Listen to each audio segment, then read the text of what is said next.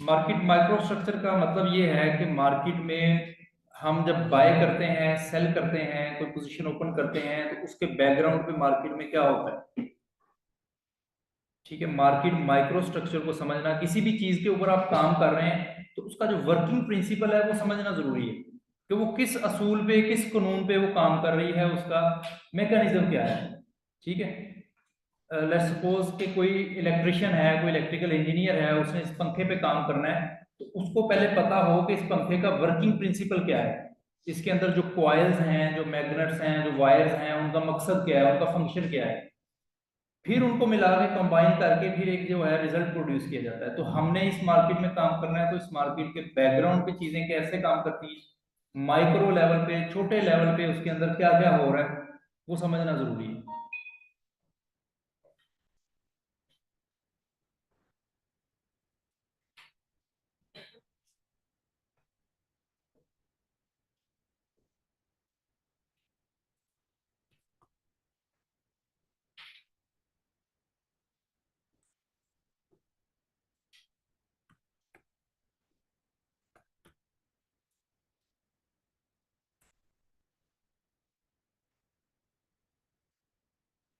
2010 में ना मार्केट में एक बड़ा अनयूजुअल केस हुआ।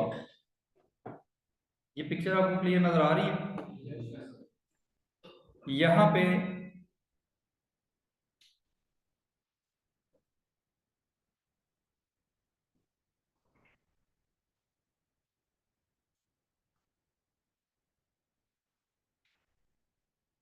यहाँ पे देखें, ये है डॉ जोन्स, US 30 भी जिसे कहते हैं, यूएसए के टॉप 30 कंपनीज के स्टॉक्स का, उनके शेयर्स का एवरेज, US 30 इसको बोलते हैं, ये डॉ जोन्स भी बोलते हैं।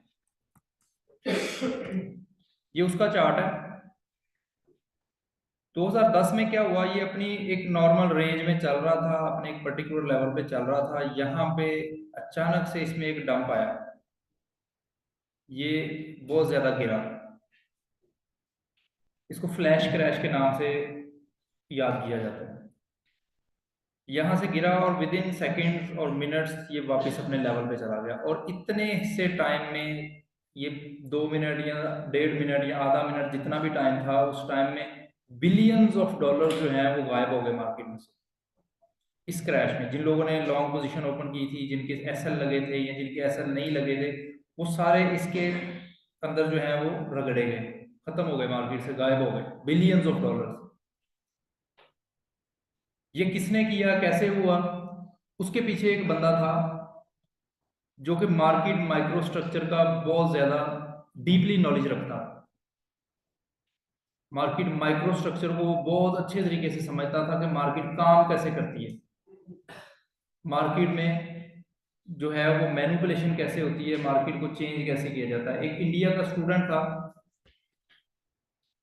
यूके में पढ़ रहा था।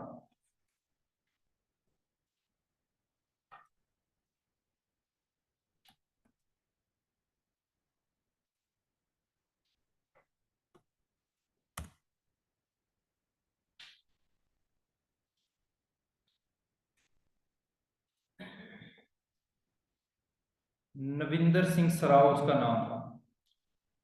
यूके में वो रह के पढ़ रहा था अपने, उसने बेड के अंदर, अपने बेडरूम के अंदर उसने अपना एक हाई फ्रीक्वेंसी सिस्टम लगाया हुआ था, HFT जिसे बोलते हैं, हाई फ्रीक्वेंसी ट्रेडिंग सिस्टम। उसके थ्रू उसने 4 सालों के अंदर $40 मिलियन कमा रखे थे।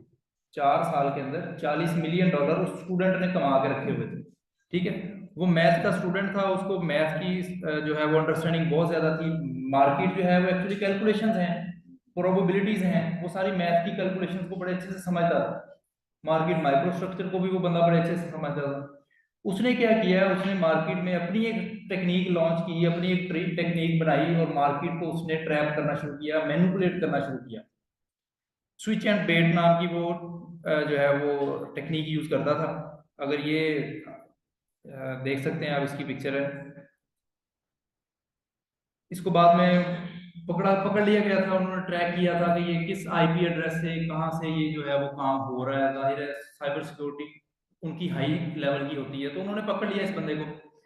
खैर वो एक अलग बात है, लेकिन ये बंदा क्या कर रहा था, जो कहने का मकसद ये है कि मार्केट माइक्रो स्ट्रक्चर को वो समझता था, वो मैथ को समझता था, कैलकुलेशन को समझता था। तो उसने थोड़ा थोड़ा प्रॉफिट, पहले तो वो लीगल तरीके से अच्छे तरीके से काम करके गेन कर रहा था, लेकिन फिर उसका लालच बढ़ता गया और वो फिर गलत रास्तों की तरफ निकल गया। आपको पता है कि पंखा कैसे काम करता है, ये हम बटन दबाते हैं तो ये हमेशा क्लॉकवाइज ही क्यों घूमता है। अगर कोई इंजीनियर हो, उसको पता हो इसके वर्किंग प्रिंसिपल का, तो वो इसको फिर एंटी क्लॉकवाइज भी घुमा सकता है। ठीक है, तो वो उसके माइक्रो स्ट्रक्चर को समझता था, उसने मार्केट के अंदर अपनी जो भी टेक्निक थी वो क्या करता था, वो यहाँ पे ऑर्डर, पेंडिंग ऑर्डर प्लेस करता था। यहाँ पे मार्केट अगर फर्ज कर लें यहाँ पे खड़ी है, तो उसने थोड़ा सा नीचे मिलियंस ऑफ डॉलर के पेंडिंग ऑर्डर प्लेस किए, लिक्विडिटी जनरेट की। मार्केट क्या करती है, मार्केट ग्रेविटी की तरफ मूव करती है, लिक्विडिटी की तरफ मूव करती है। मार्केट आहिस्ता आहिस्ता उसके ऑर्डर के पास आई, उसने ऑर्डर उठा लिया, उसने थोड़ा सा और नीचे करके ऑर्डर लगा दिया। ठीक है, मार्केट फिर से मूव करती करती जब उसके ऑर्डर के पास आई, उसका ऑर्डर एग्जीक्यूट होने लगा, उसने वो ऑर्डर फिर उठाकर थोड़ा सा और नीचे कर दिया। मार्केट को वो चारा डाल रहा था, बेट एंड स्विच, बेट को चारा डाल के फिर स्विच कर रहा था अपनी पोजीशन को। ठीक है, ये फ्यूचर्स मार्केट में काम कर रहा था। तो वो इस तरह से, ये वो मैनुअली नहीं कर रहा था, ये माइक्रो सेकंड्स में काम हो रहा था। उसका जो हाई फ्रीक्वेंसी सिस्टम था उसके अंदर उसने प्रोग्रामिंग कर रखी थी, और वो ये सिस्टम मतलब इतनी स्पीड से हो रहा था कि हम आंखों से देखें तो वो हमें यही लगेगा कि ये क्रैश हो रहा है, मार्केट जो है वो बस गई, गिर गई। लेकिन जबकि वो मार्केट को थोड़ा थोड़ा चारा डाल के अपने पॉइंट पे लेके आ रहा था। अगर फर्ज कर लें मार्केट यहाँ पे आ गई है, यहाँ से उसने बाइंग कर ली है और उसको पता है कि मार्केट ने वापस अपने इस लेवल तक जाना ही जाना है, जो नॉर्मल लेवल है उसको, तो ये 5 या 7 या 10 पिप जो है उसको पता है कि ये कंफर्म मूव है, 100% कंफर्म मूव है। तो वो कितने पैसे बना लेता होगा इन 5 पिप्स के अंदर। तो वो यही काम कर रहा था, बाद में ये स्ट्रेटजी बैन कर दी गई थी। इस तरह का सोचना भी नहीं है, 380 साल की उसको सजा हुई थी। वो ये कर रहा था कि पहले तो थोड़े थोड़े लेवल पे कर रहा था, 5 7 पिप्स के ऊपर, लेकिन फिर उसने सोचा कि यार क्यों ना बड़ी गेम करें। जैसे एक ट्रेडर के माइंड में आ जाता है, 5 7 ट्रेडर अच्छी चली जाती है, तो वो सोचता है कि यार मैं तो बड़ा अच्छा ट्रेडर हो बन गया, तो मैं बड़ी लॉस के साथ प्ले कर। यार वो इस स्ट्रेटजी को यूज करते करते उसने ये काम किया, और बिलियंस ऑफ डॉलर्स जो थे वो मार्केट में से गायब हो गए विद इन सेकेंड्स। ये सारी डॉक्यूमेंट्री भी बनी है, सारा कुछ आप नेट पे देखेंगे तो मिल जाएगा। तो ये वो बंदा था जो बाद में पकड़ा गया, लेकिन जो एक्सपर्ट्स हैं वो कहते हैं कि ये एक्चुअल बंदा नहीं था। इसने तो 4 साल के अंदर 40 मिलियन गवाए थे। तो इसकी इतनी बड़ी सोच नहीं है कि ये सेकंड्स के अंदर बिलियंस ऑफ डॉलर्स को कमा सके या गवा सके, इसकी इतनी सोच नहीं हो सकती। एक्सपर्ट्स का कहना था बाद में कि इसके पीछे बंदा कोई और था, लेकिन पकड़ा ये गया। तो वो एक अलग स्टोरी है, हमें उसमें जाने की भी जरूरत नहीं है। हमारा कंसर्न ये है कि मार्केट माइक्रो स्ट्रक्चर की इंपॉर्टेंस कितनी है, मार्केट काम कैसे करती है, वो हमारे लिए समझना कितना जरूरी है। तो अगर समझ सकते हैं आप उसको, तो आप इस तरह की मूव से बच भी सकते हैं, और इस तरह की मूव अगर आपको होती हुई नजर आ सकती है तो आप उसमें सही डायरेक्शन में जा भी सकते हैं। जो विक्स लगती है, मार्केट अचानक से नीचे आके फौरन से ऊपर चली जाती है, मार्केट माइक्रो स्ट्रक्चर का नॉलेज हो, तो आप उस चीज में बजाय लॉस करने के, आप उसमें लॉस बच के, लॉस को बचा के अपनी प्रॉफिटेबल जो है वो उसमें ट्रेड ओपन कर सकते हैं। सिंपल हमारा ये टारगेट है कि माइक्रो स्ट्रक्चर है क्या, समझें उसको।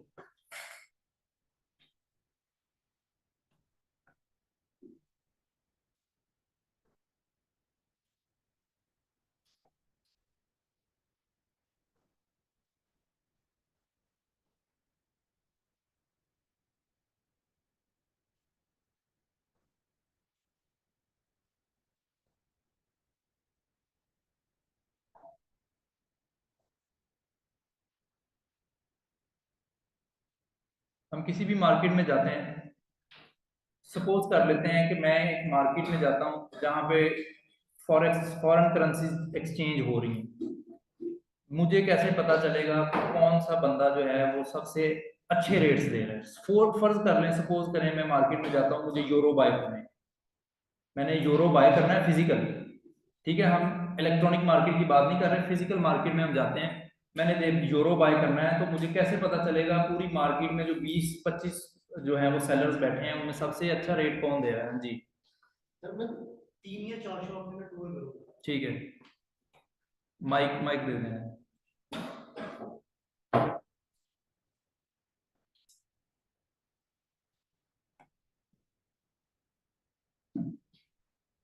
सर मैं 3 से 4 5 के शॉप के आसपास होंगी, तो करेंसी शॉप मोस्टली एक ही जगह पर लगा कर पहुंच जाएंगे, काफी ठीक है, तो वो आपको सारी की सारी या 4 या 5 या जितना भी आपका माइंड है उतनी दुकान उतने रेट चेक करने में आपको टाइम लगेगा। तो मार्केट है इनएफिशिएंट। ऐसा नहीं है कि आप आए और आपको आते ही पता है कि मैंने कौन सी दुकान पे जाना, ऐसा नहीं है। जिस एग्जांपल में हम एज्यूम कर रहे हैं, ठीक है। तो मार्केट में हम बकरा मंडी की एग्जांपल ले लेते हैं। हम बकरा लेने जाते हैं तो बहुत सारे बकरे लगे हुए हैं, लेकिन हमें नहीं पता कि सही रेट कहाँ से मिलेगा। हम बारी बारी मुख्तलिफ सेलर्स के पास जाके चेक करते हैं उनकी। फर्ज कर लें एज्यूम कर रहे हैं हर किसी के पास यूनिवर्सल एक ही किस्म के बकरे मौजूद हैं, एक ही कद है, एक ही वजन है, एक ही तरह के आइडेंटिकल उसके पास बकरे मौजूद है पूरी मार्केट के अंदर। लेकिन फिर भी हमें राइट सेलर ढूंढने में टाइम लग जाएगा कि रेट सही कौन दे रहा है। चीज तो सबकी सेम है। फर्ज कर ले मैंने यूरो बाय करना है तो यूरो हर किसी के पास यूरो ही होगा, लेकिन अच्छा रेट कन्वर्जन का जो कौन दे रहा है उसको ढूंढने में मुझे रियल मार्केट में टाइम लग जाएगा। मार्केट इनएफिशिएंट होगी, ठीक है। तो वहां पे फिर मार्केट स्ट्रक्चर डेवलप होना शुरू हो जाता है। मार्केट में बायर्स और सेलर जो हैं वो आपस में एक दूसरे के अंदर मर्ज हैं, कोई पता नहीं है कौन सेलर है कौन बायर है, किसका क्या रेट है। तो वहां पे फिर मार्केट का बेसिक स्ट्रक्चर डिफाइन होना शुरू हो जाता है। मार्केट में एक बंदा आता है, वो कहता है कि जी सेलर्स इस साइड पे आ जाएं,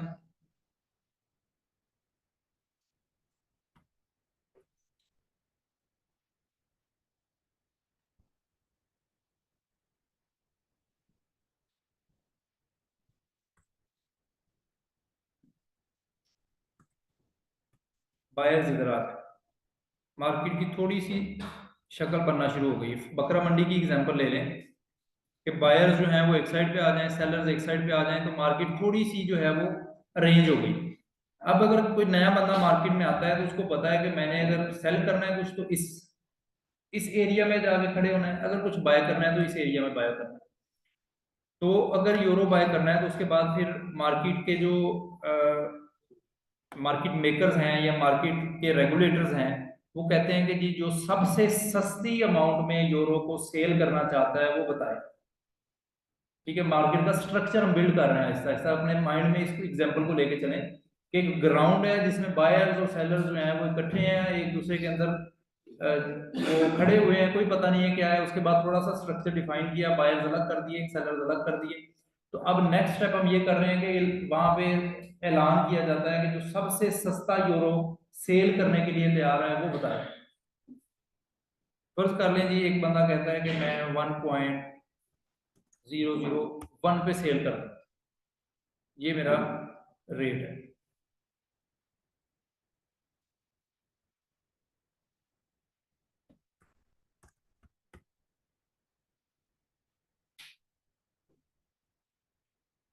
ठीक है, उसके बाद फिर ऐलान किया जाता है जो इससे ज्यादा प्राइस पे सेल करना चाहता है वो बता दे। तो हम यहाँ पे एक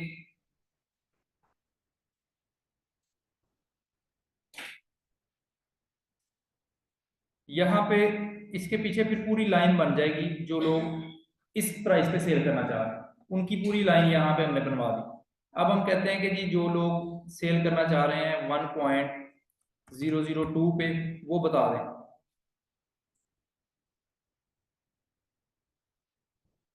वो लोग जो हैं वो इस लाइन में आगे खड़े होते हैं। ठीक है, इसी तरह हमारे पास हर प्राइस के अगेंस्ट पेंडिंग ऑर्डर जमा हो गए। ये एक्चुअली पेंडिंग ऑर्डर लगा के बैठे हुए हैं ना। ये बंदा कहेगा कि जब प्राइस 110 पे आएगी तो मेरा ऑर्डर एग्जीक्यूट हो जाए। ये कहता है कि नहीं, जब ये प्राइस थोड़ी सी और ऊपर आएगी तब मेरा ऑर्डर एग्जीक्यूट हो। ये सेलर्स हैं और ये सारे अपने अपने पेंडिंग ऑर्डर लगा के खड़े हुए हैं। ठीक है, वो कह रहे हैं कि जब प्राइस 1.003 पे आएगी तो मेरा ऑर्डर एग्जीक्यूट हो। इसी तरह चलते चलते ये सारी पेंडिंग ऑर्डर की लिस्ट जमा हुई है। ठीक है, तो ये सारे हो गए सेलर्स और वो एक तरतीब में आ गए, वो एक अरेंजमेंट में आ गए। इसी तरह हम बायर्स की बात कर लेते हैं। बायर्स को हम कहते हैं कि जी जो सबसे महंगा यूरो खरीदने के लिए तैयार है वो सामने है। ठीक है, जो सबसे महंगा खरीदने की बायर की तो कोशिश यही होगी कि मुझे सस्ते से सस्ता मिले, लेकिन सबसे महंगा कौन खरीद सकता है। एक बायर सामने आता है, वो कहता है कि जी मैं 1.000 पे खरीदूंगा, मेरा पेंडिंग ऑर्डर यहाँ पे है, जब प्राइस यहाँ पे आएगी तो मैं ऑर्डर एग्जीक्यूट करूंगा। ठीक है जी, इसके पीछे इसके सारे इस प्राइस पे खरीदने वाले लोग जमा हो जाए, वो जमा हो गए। उसके बाद 1.000 सॉरी 0.999 वाले आ गए, जो उससे सस्ता खरीदने के लिए तैयार है। उनकी एक लाइन यहाँ पे बन गई, फिर उससे सस्ता खरीदने वालों की, फिर उससे सस्ता खरीदने वाले, यहाँ प्राइस डिक्रीज होती जा रही है, यहाँ पे प्राइस इंक्रीज होती जा रही है जैसे जैसे हम मूव करते जा रहे हैं। ठीक है, तो अगर इसी सारी प्लेन को हम इसी तरह रोटेट कर लें,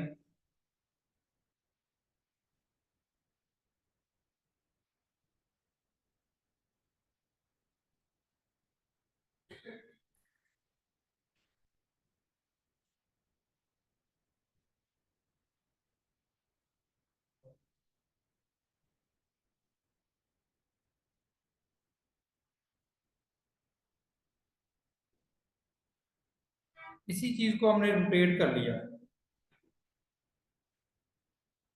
बायर्स जो हैं वो ऊपर चले गए, सेलर्स नीचे आ गए, तो ये हमारी मार्केट बन गई। ये जो लाइन लगी है ये प्राइस, मार्केट प्राइस है, और इसके ऊपर जो पेंडिंग ऑर्डर हैं वो सेलर्स के लगे हैं कि जैसे जैसे प्राइस ऊपर आती जाएगी हमारी, हमारा होल्डिंग्स जो है, हमारी प्रोडक्ट जो है वो सेल होती जाएगी। इसको दोबारा से रीड्रॉ कर लेते हैं, इसी चीज को आप एज्यूम करें,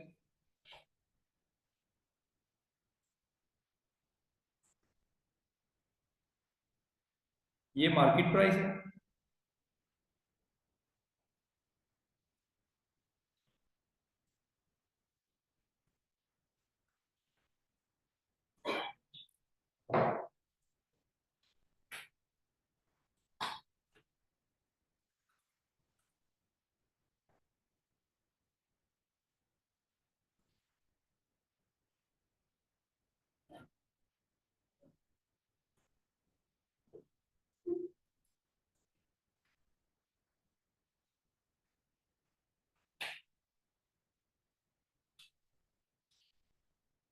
ये डिफरेंट प्राइस लेवल्स पे पेंडिंग ऑर्डर लगे हुए हैं, ठीक है।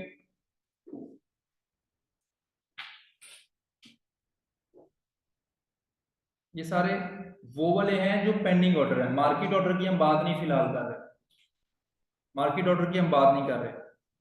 तो ये जो प्राइस लाइन है ये आपकी मार्केट प्राइस है, इससे ऊपर ऊपर जो सेलिंग ऑर्डर लगे हुए हैं, पेंडिंग ऑर्डर, वो सेलर्स के हैं। ये बंदा कह रहा है कि जब प्राइस यहाँ पे आएगी, इतनी प्राइस बढ़ जाएगी, तो फिर मैं अपनी होल्डिंग सेल कर दूंगा, मेरे पास यूरो जो पड़े हैं वो मैं सेल कर दूंगा। ये बंदा कहता है कि नहीं, और प्राइस ऊपर आएगी तो मैं सेल करूंगा। ये वो बंदा है जो सबसे महंगा यूरो खरीदने के लिए तैयार है, सबसे महंगा खरीदने के लिए तैयार है, तो ये सबसे ऊपर है, उससे सस्ता उससे नीचे, ये पेंडिंग बाय ऑर्डर है। ये वाले लोग बाय करेंगे जब प्राइस इनके लेवल पे आए। ये पेंडिंग बाय ऑर्डर लगा के बैठे हैं, ये पेंडिंग सेल ऑर्डर लगा के बैठे हैं। ठीक है, तो मार्केट प्राइस ट्रांजैक्शन कब होगी, जब सबसे हाईएस्ट प्राइस पे बेचने वाला और सबसे सबसे हाईएस्ट प्राइस पे लेने वाला, बिड प्राइस, और सबसे लोएस्ट प्राइस पे सेल करने वाला जब इक्वल हो जाएंगे, तो ये ट्रांजैक्शन हो जाएगी, इसकी होल्डिंग्स उठ के फिर सेल हो गए, इस बंदे के पास आ जाएंगे, जब ये दोनों एक पॉइंट पे कॉमन हो जाएंगे। मार्केट ऑर्डर को हम फिलहाल डिस्कस नहीं कर रहे, पेंडिंग ऑर्डर की बात कर रहे हैं। तो देखें, जब प्राइस ऊपर जाती है तो हम क्या कहते हैं नॉर्मली, के प्राइस क्यों ऊपर जा रही है, बायर्स ज्यादा है, ज्यादा बाइंग हो रही है, या फिर हम कहते हैं ज्यादा सेलिंग हो रही है, इस वजह से ज्यादा मार्केट नीचे जा रही है, जबकि हकीकत में बाइंग और सेलिंग हमेशा इक्वल होती है। जितना कोई बंदा खरीद रहा है वो उतना ही कोई दूसरा बंदा सेल कर रहा है। ठीक है, अगर सेल करने वाले 10 बंदे हैं या सेल करने के लिए 10 यूरो पड़े हैं, तो 20 कैसे सेल हो सकते हैं। ठीक है, जितनी सेलिंग हो रही है उतनी हमेशा बाइंग होती है। ट्रांजैक्शन हमेशा उसी वक्त होती है जब एक बायर और एक सेलर एक कॉमन पॉइंट पे आ जाते हैं। जब बाइंग और सेलिंग हमेशा इक्वल हो रही है तो प्राइस क्यों मूव कर रही है।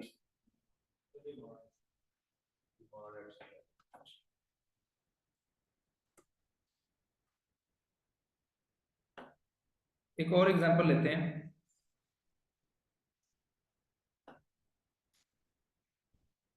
अकबर साहब जाते हैं कोई गाड़ी खरीदने किसी शोरूम के पास, वो कहता है कि 18 लाख की मैं गाड़ी लूंगा, ठीक है। इनकी अपनी अपना एक माइंडसेट है कि यार नहीं, ये 18 की नहीं, ये 1750 की होनी चाहिए, ठीक है। तो जब तक ये 1750 पे खड़े रहेंगे, वो 18 पे खड़ा रहेगा, ट्रांजेक्शन नहीं होगी, ठीक है। मार्केट प्राइस मूव नहीं करेगी। मार्केट प्राइस हमेशा बायर और सेलर का एवरेज पॉइंट होती है, मिड पॉइंट होती है। अगर यहाँ पे इनके केस में हम बात करें, 18 लाख का सेलर का सेलिंग पेंडिंग ऑर्डर है, 1750 का बायर का पेंडिंग ऑर्डर है, तो मार्केट प्राइस इन दोनों के दरमियान में होगी। मार्केट प्राइस 1775 पे होगी उस वक्त, ठीक है। वो अलग बात है, कोई मार्केट बायर आके फौरन से बाय करके 1775 पे ले जाए तो वो एक अलग केस है, लेकिन हम फिलहाल मार्केट ऑर्डर्स को डिस्कस नहीं कर रहे हैं, हम पेंडिंग ऑर्डर्स की बात कर रहे हैं। तो जब तक बायर और सेलर एक प्राइस पे नहीं आएंगे, तब तक एग्जीक्यूशन नहीं होगी, ट्रांजैक्शन नहीं होगी, ठीक है। अब प्राइस क्यों मूव करेगी?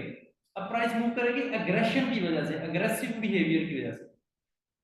अब बेचने वाला अपना पेंडिंग ऑर्डर लगा के बैठा है, सेल करने वाला, और बाय जिसने करना है वो अपना पेंडिंग ऑर्डर लगा के बैठा है। दोनों अगर बैठे रहेंगे तो मार्केट एग्जीक्यूशन नहीं होगी, मार्केट में प्राइस मूवमेंट नहीं आएगी, ट्रांजैक्शन नहीं होगी। ट्रांजैक्शन उस वक्त होगी जब दोनों में से कोई एक बंदा एग्रेसिव हो जाएगा। बायर अगर एग्रेसिव होगा, अकबर साहब कहते हैं कि नहीं जी, ये गाड़ी मुझे बड़ी पसंद है, तो चलो मैं 18 में ले लेता हूँ। तो क्या हुआ, मार्केट में बायर्स ने प्राइस मूव कर दी। बायर्स ने अपना पेंडिंग ऑर्डर 1750 से उठा के 18 पे कर दिया, जिस वजह से मार्केट प्राइस ऊपर चली गई। बाइंग और सेलिंग एक ही हो रही है, गाड़ी एक ही खरीदी जा रही है, एक ही गाड़ी बेची जा रही है, लेकिन प्राइस क्यों मूव कर रही है? एग्रेसिवनेस की वजह से, ठीक है। इसके ऑपोजिट फर्ज कर लेते हैं, जो सेलर है वो कहते हैं कि यार चलो मैं बेच देता हूँ, पहले भी इतने लोग आए हैं, देख के चले गए, मेरी गाड़ी बिक नहीं रही, चलो अब 1750 पे मैं दे देता हूँ। तो क्या हुआ, मार्केट की प्राइस उस वक्त 1775 पे थी, मार्केट प्राइस से नीचे आकर ट्रांजेक्शन हुई, 1750 पे ट्रांजेक्शन हुई, तो मार्केट प्राइस मूव करके नीचे आएगी। मार्केट में जब भी प्राइस मूव करती है वो अग्रेसिव बिहेवियर की वजह से मूव करती है। जब बायर्स अग्रेसिव हो जाते हैं तो मार्केट ऊपर चली जाती है, जब सेलर्स अग्रेसिव हो जाते हैं मार्केट नीचे आती है। लेकिन हमेशा बाइंग और सेलिंग इक्वल होती है, बाइंग और सेलिंग इक्वल होती है, जितना कोई बंदा बाय कर रहा है उतना दूसरी साइड में कोई बंदा सेल कर रहा है। क्वांटिटी में हमेशा इक्वल होगा, लेकिन प्राइस मूव करेगी एग्रेसिवनेस की वजह से, ठीक है। आपने इसको कंफ्यूज नहीं करना दोबारा कि बाइंग ज्यादा हो रही है या सेलिंग ज्यादा हो रही है। अब मार्केट मूव कैसे करती है? मार्केट में पेंडिंग ऑर्डर लगे हुए हैं यहाँ पे, उसी हम कार की एग्जांपल ले लेते हैं।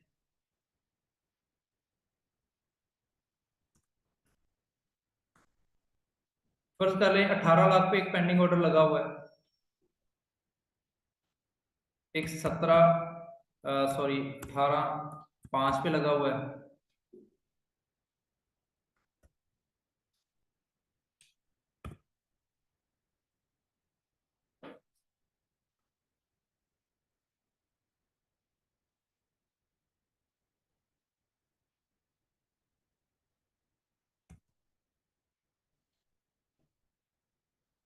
एक 20 पे लगा हुआ है, और 20 पे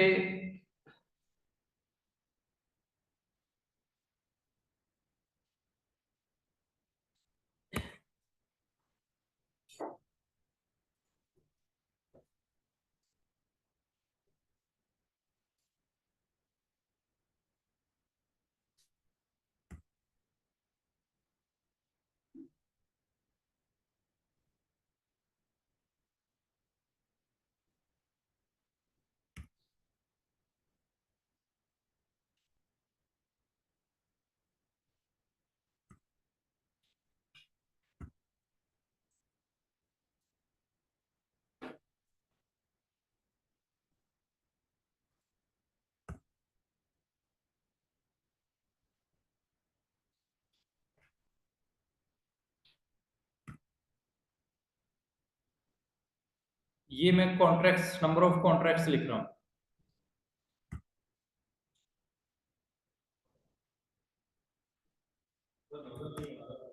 मैं जूम कर देता हूँ।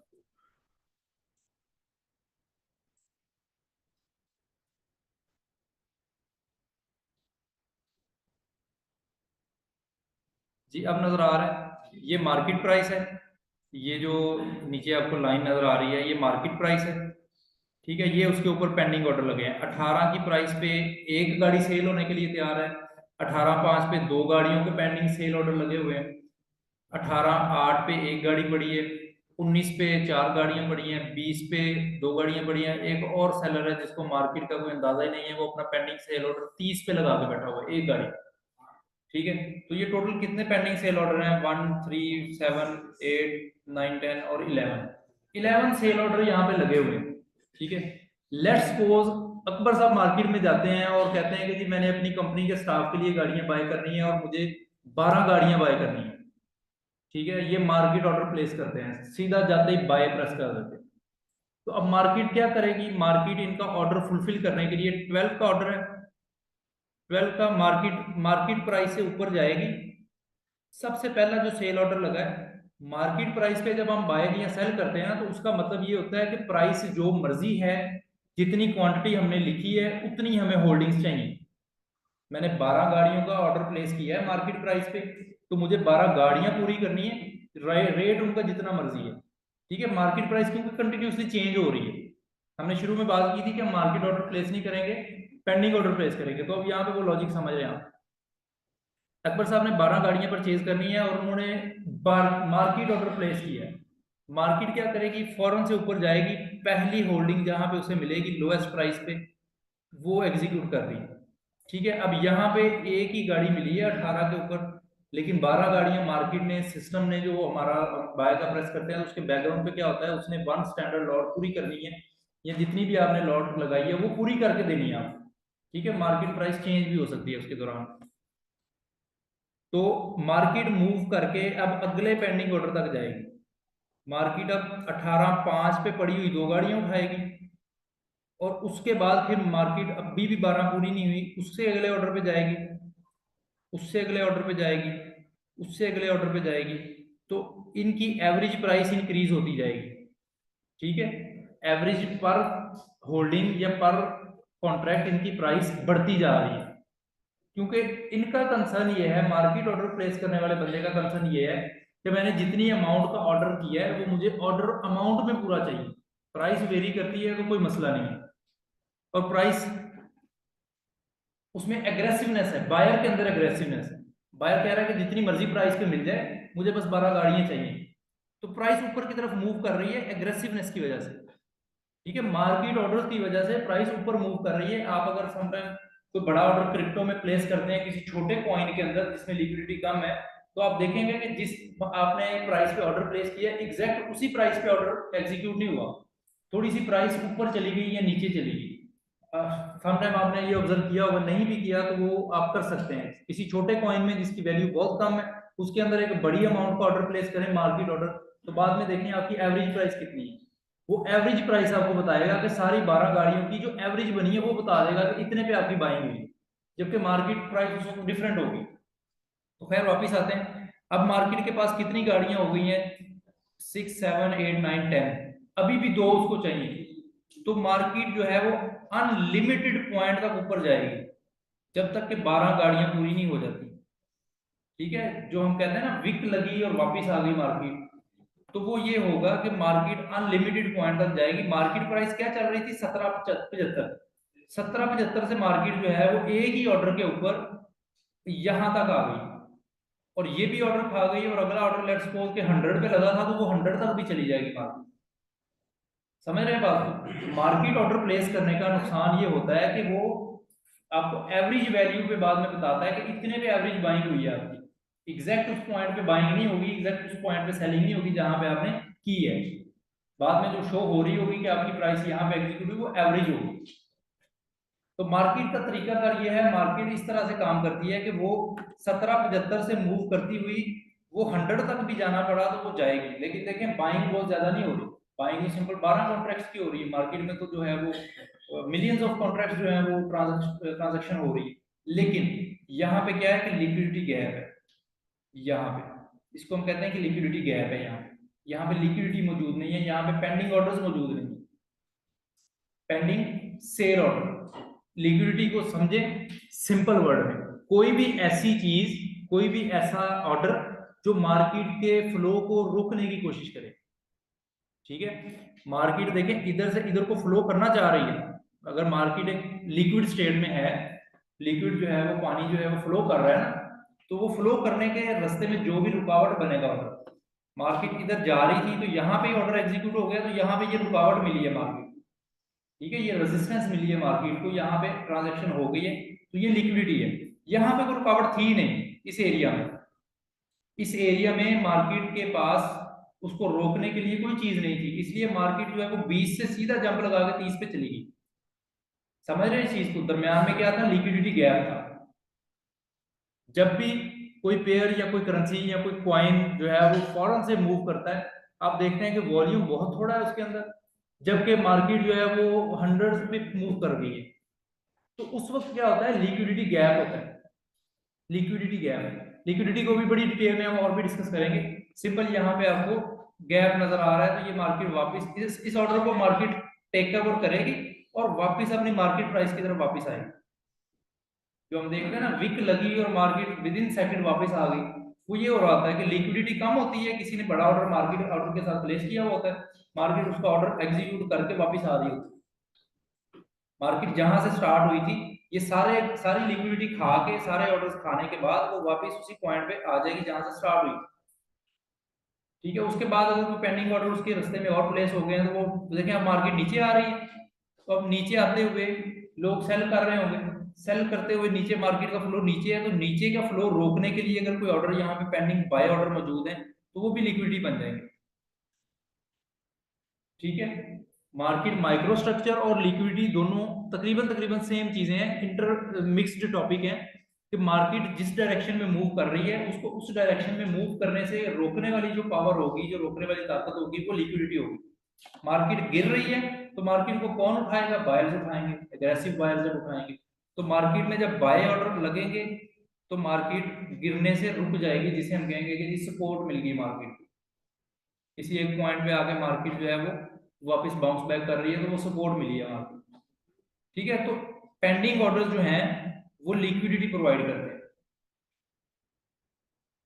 यहां तक क्लियर हो गया?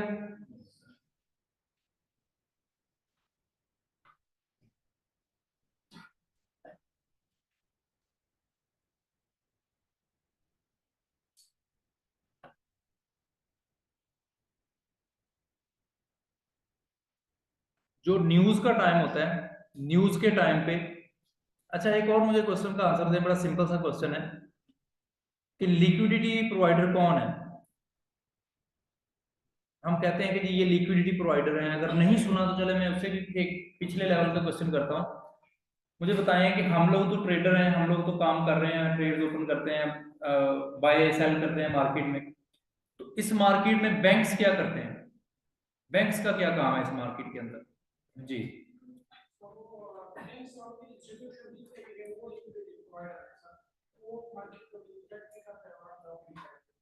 अच्छा, चलें एक और क्वेश्चन का हम देखते हैं, सिंपल सी एग्जांपल लेते हैं हम।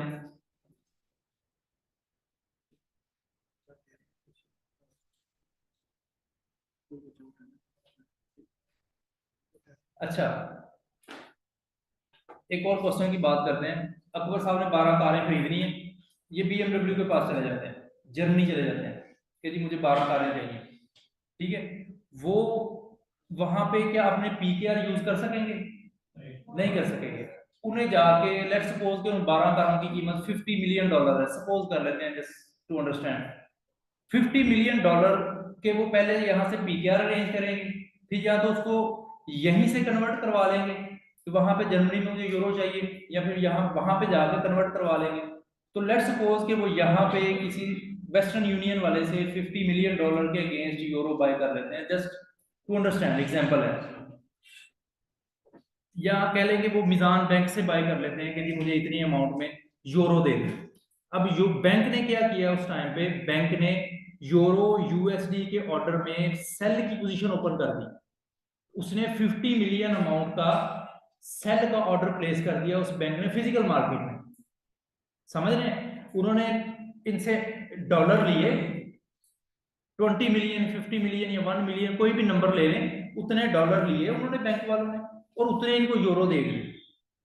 अब बैंक वालों के पास अमाउंट आ गई डॉलर्स में, तो क्या वो सेफ है? उन्हें कोई टेंशन तो नहीं है, कोई खतरा तो नहीं है? उनके पास 50 मिलियन के डॉलर पड़े हुए हैं बैंक वालों के पास, तो क्या बैंक वाले सेफ फील करेंगे? एक पिप भी प्राइस चेंज होगी तो उनकी पड़ी हुई अमाउंट की वैल्यू बहुत ज्यादा गिर जाएगी या बहुत ज्यादा ऊपर चली जाएगी। ठीक है, तो बैंक्स जो होते हैं वो हमेशा सेफ प्ले करते हैं, वो कभी भी गैम्बलिंग वाली या इस तरह की सिचुएशन में नहीं जाते कि उन्हें या तो बहुत ज्यादा प्रॉफिट मिल जाए या बहुत ज्यादा लॉस मिल जाए। बैंक हमेशा सेफ रहते हैं। सेफ रहते हैं तो वो क्या करेंगे, वो इलेक्ट्रॉनिक मार्केट में उतनी अमाउंट का सेल ऑर्डर प्लेस कर देंगे, euro USD sorry buy order place कर देंगे। उन्होंने 50 मिलियन का फिजिकल मार्केट में यूरो यूएसडी सेल किया, इलेक्ट्रॉनिक मार्केट में उतनी अमाउंट का वो बाय कर लेंगे, हेज करेंगे। हेजिंग एक्चुअली ये होती है कि आप फिजिकल क्वांटिटी के अगेंस्ट इलेक्ट्रॉनिक मार्केट में हेज कर लेते हैं। ठीक है, अब उनकी ट्रेड हेज हो गई है, डॉलर ऊपर जाए नीचे जाए, यूरो ऊपर जाए नीचे जाए, अब वो रिस्क से बाहर है। जितना उन्हें फिजिकल में लॉस होगा उतना उन्हें उधर प्रॉफिट हो जाएगा, जितना उन्हें उधर प्रॉफिट होगा इतना लॉस हो जाएगा। एट द एंड उनकी पोजीशन सिक्योर रहेगी।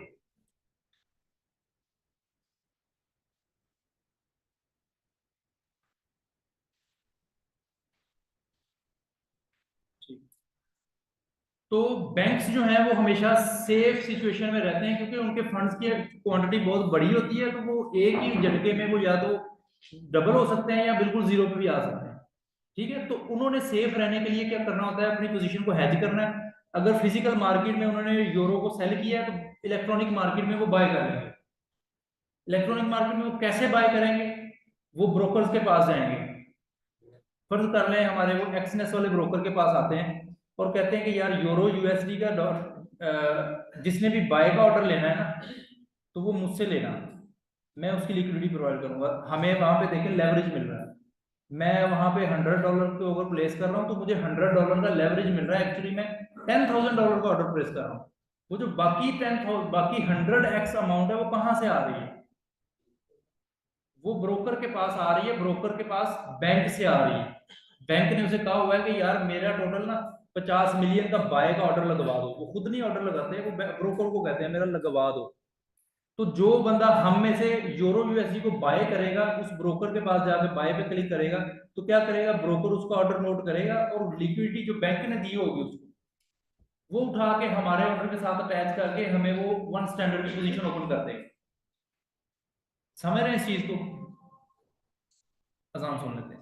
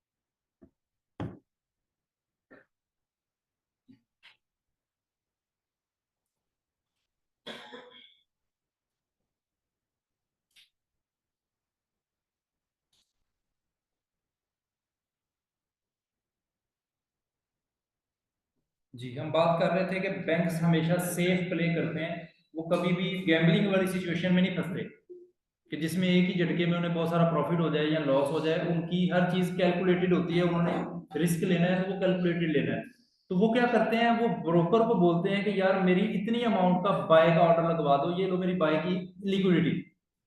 तो हम में से जब बंदा लेवरेज लेगा ब्रोकर से 100x का 200x का, तो वो 200x कहाँ से आएगा? वो ब्रोकर के पास उस बैंक से आएगा जिसने फिजिकल मार्केट में यूरो यूएसडी को सेल किया था, और अब वो इलेक्ट्रॉनिक मार्केट में बाय करना चाह रहा है, बाय की लिक्विडिटी प्रोवाइड करना चाह रहा है। ठीक है, तो जब मैं बाय करूंगा, ये बाय करेंगे, वो बंदा बाय करेगा, हर बंदे के पीछे उस बैंक की, उस मिजान बैंक की लिक्विडिटी जो है ना वो वर्कआउट कर रही हो। ठीक है, तो मिजान बैंक एक्चुअली क्या कर रहा है, उसने अकबर साहब से फिजिकल अमाउंट पे भी कमीशन ले लिया, फिजिकल डॉलर यूरो यूएसडी के पेयर पे भी उनसे कमीशन ले लिया। अब वो हमसे भी कमीशन ले रहा है, हम उन्होंने उसने सेल करके भी कमीशन ले लिया, वो हमसे बाय करने पे भी कमीशन ले रहा है। जो 2 3 4 पिप्स हम कमीशन पे करते हैं, उसका मेजर पोर्शन लिक्विडिटी प्रोवाइडर ले जाता है, ब्रोकर को उसमें से भी बहुत थोड़ा सा बचता है। ठीक है, तो मेजर पोर्शन चाहता है उसके पास जिसका पैसा होता है। ब्रोकर तो सिर्फ एक ब्रिज बन रहा है ना हमारे बैंक के और मार्केट के दरमियान में, तो उसको थोड़ा सा पोर्शन मिलता है। मेजर पोर्शन वो बैंक जो है वो सेल करने वाले से भी ले जाता है, बाय करने वाले से भी ले जाता है। तो बैंक्स जो है वो कमीशन के लिए मौजूद होते हैं इस मार्केट में। वो ट्रेडिंग भी करते हैं, लेकिन उनकी ट्रेडिंग जो है वो उनकी टोटल अर्निंग का 10 to 20% होता है सिर्फ। उनकी 80 से 90% रेवेन्यू जनरेशन जो होती है वो कमीशन से होती है, क्योंकि कमीशन सेफ है, कमीशन में उन्हें रिस्क नहीं है कोई भी। सेलर जो है वो प्रॉफिट में जाए लॉस में जाए, बायर प्रॉफिट में जाए लॉस में जाए, उन्हें अपना कमीशन मिल गया। ठीक है, तो बैंक्स हमेशा सेफ प्ले करते हैं जिसमें रिस्क कम होता है, वो कमीशन प्रोवाइडिंग की तरफ, वो लिक्विडिटी प्रोवाइडिंग की तरफ जाकर कमीशन लेते हैं। उन्होंने भी ट्रेडर्स हायर किए हुए होते हैं, लेकिन वो बहुत थोड़ी अमाउंट में उनको रेवेन्यू जनरेट करके दे रहे होते हैं। मेजर अर्निंग बैंक्स की या इंस्टीट्यूट्स की वो होती है लिक्विडिटी प्रोवाइड करने से। ठीक है, तो 2 चीजें 3 चीजें हमें क्लियर हो गई कि हमें लेवरेज कहाँ से मिल रहा है। हमें जो है वो एक स्टैंडर्ड लॉट ओपन करने के लिए अगर $1 लाख चाहिए, तो हम उसको $100 के साथ कैसे ओपन कर देते हैं? तो वो बाकी की अमाउंट कहाँ से आ रही है, उसमें बाकी अमाउंट प्रोवाइड करने वाले का क्या फायदा है, और वो क्यों करते हैं? वो इस तरह से कर रहे होते हैं, फिजिकल मार्केट में की गए ट्रांजेक्शन को हेज कर रहे होते हैं दूसरी मार्केट में। तो यहाँ पे जो प्राइस लाइन मौजूद है, यहाँ पे जो हमने देखा, ये जो प्राइस लाइन मौजूद है इसके ऊपर जो सेल ऑर्डर मौजूद हैं पेंडिंग के, सॉरी ये नीचे बाय ऑर्डर मौजूद है, ऊपर पेंडिंग सेल ऑर्डर मौजूद है। तो ये सारे के सारे बैंक्स के ऑर्डर लगे होते हैं, बैंक्स के, मतलब बैंक्स ने वो लिक्विडिटी प्रोवाइड की, तो मेजर अमाउंट ऑफ मनी तो बैंक्स की तरफ से होती है ना। हमारे पास तो $100 है, हमने $100 के ऊपर ही 1 स्टैंडर्ड लॉट ओपन कर रखी है, जबकि 1 स्टैंडर्ड लॉट के लिए हमें $1 लाख चाहिए। तो मेजर अमाउंट जो है वो बैंक्स की तरफ से आ रही होती है। तो इन पेंडिंग ऑर्डर्स को जो बैंक्स ने लगवा के रखे होते हैं उन्हें हम लिक्विडिटी कहते हैं। और जब न्यूज का टाइम आता है, जब न्यूज आने वाली होती है, 1 2 मिनट रहते हैं, तो बैंक्स यहां से लिक्विडिटी उठा लेते हैं, कुछ पोर्शन को वो एम्प्टी कर देते हैं। उसके रिजल्ट में होता क्या है कि एक भी बाय ऑर्डर लगता है तो इतनी बड़ी विक लगती है, इतनी बड़ी कैंडल बनती है। ठीक है, या नीचे की तरफ बनती है। हम कहते हैं कि मार्केट निकलने लगी है, फौरन से कैच कर लो इसको, जबकि वो एक ऑर्डर लेके मार्केट फौरन वापस भी आ जाती है और हम सेल करके वहां फंस जाते हैं फिर। तो ये लिक्विडिटी उस वक्त मौजूद नहीं होती मार्केट में, लिक्विडिटी कम हो जाती है। इसीलिए रेकमेंड किया जाता है कि ऐसे पेयर्स में काम करें, ऐसे कॉइन्स में काम करें जिनके अंदर लिक्विडिटी अच्छी मौजूद हो। ब्लू चिप कॉइन रिकमेंड किए जाते हैं जिनके अंदर सफिशिएंट अमाउंट ऑफ मनी मौजूद हो, उसमें अनसर्टेनिटी कम हो जाती है। मार्केट में लंबी लंबी कैंडल्स बनना, विक्स लगना जो है उसकी प्रोबेबिलिटी कम हो जाती है, मार्केट के अंदर स्टेबिलिटी ज्यादा आ जाती है। जितनी को मार्केट ज्यादा लिक्विड होगी उतनी ज्यादा वो अच्छे से काम करेगी। हमारे pattern, candlestick pattern, chart pattern और वॉल्यूम, सारी चीजें उस मार्केट के ऊपर ज्यादा अच्छा रिजल्ट देंगी जिसके अंदर ज्यादा लिक्विडिटी मौजूद है। तो आपको रिकमेंड भी यही किया जाएगा कि जिस वक्त मार्केट में लिक्विडिटी कम है उस वक्त मार्केट में काम ना करें। मार्केट में लिक्विडिटी कम कब होती है? अगर आप फॉरेक्स की बात करें तो फॉरेक्स में फ्राइडे को हाफ टाइम के बाद मार्केट के अंदर लिक्विडिटी बहुत कम रह जाती है, लोग वीकेंड्स के लिए, बैंक्स और जो बड़े बड़े इंस्टीट्यूट्स हैं वो वीकेंड के लिए क्लोज हो जाते हैं। उसके बाद नवंबर और दिसंबर में एक यहाँ पे क्वेश्चन भी एक रेज हुआ था कि मार्केट गिरती क्यों है। तो उस वक्त मार्केट में लिक्विडिटी कम हो जाती है, जो बैंक्स होते हैं वो, उनको इस मार्केट में कम प्रॉफिट मिल रहा होता है, उनको कहीं और इन्वेस्ट करके ज्यादा प्रॉफिट मिल रहा होता है। वो इस मार्केट से पैसा उठा के तो गिफ्ट शॉप्स में या इस तरह की चीजों में उस वक्त इन्वेस्ट कर रहे होते हैं जब क्रिसमस आ रहा होता है, क्रिसमस का टाइम आया हुआ होता है। तो उन्होंने पैसा अपना यूटिलाइज करके प्रॉफिट कमाना है, यहां से कम मिल रहा है तो किसी दूसरी मार्केट में वो लगा देंगे। तो नवंबर दिसंबर के टाइम में फॉरेक्स मार्केट के अंदर लिक्विडिटी कम हो जाती है, अनसर्टेनिटी बढ़ जाती है, विक्स और बड़ी बड़ी कैंडल्स जो है वो लगने लग जाती हैं, आपके एसएल हिट होना शुरू हो जाते हैं। और क्रिप्टो में भी वीकेंड के टाइम पे आपने देखा होगा कि छोटी छोटी कैंडल बनती हैं, नॉर्मल दिनों में बड़ी बड़ी कैंडल बनती हैं। तो ये उसके बैकग्राउंड पे माइक्रो लेवल पे यही हो रहा है कि लिक्विडिटी कम है, पेंडिंग ऑर्डर्स कम है, बाय के भी सेल के भी। अगर एक ऑर्डर इतनी दूर लगा है 30 पे, तो मार्केट 17 से उठ के जाकर 30 से भी एक ऑर्डर लेके वापस आ जाएगी, तो उसके दौरान कई लोगों के एसएल भी हिट हो सकते हैं। तो ये चीज है, लिक्विडिटी, लेवरेज और मार्केट माइक्रो स्ट्रक्चर, ये हमारा आज का टॉपिक था। इसमें से कुछ चीज नहीं समझ आई मुझे बता दें, मैं रिपीट कर देता हूँ। जी।